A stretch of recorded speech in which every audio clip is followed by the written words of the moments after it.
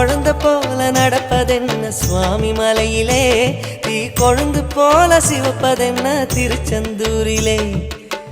குழந்தை வேலன கொஞ்சி விளையாடலாம், கோபக்கார குமரன எப்படித்தான் ஆடலாம்.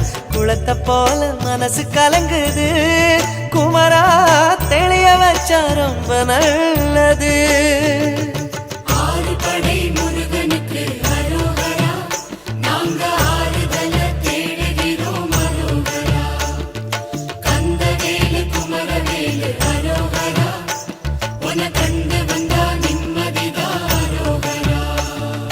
பழனியிலே சந்நியாசி, தணிகையிலே சம்சாரி, ஓம் கணக்கு புரியலையே முருகா, ஓம் கணக்கு புரியலையே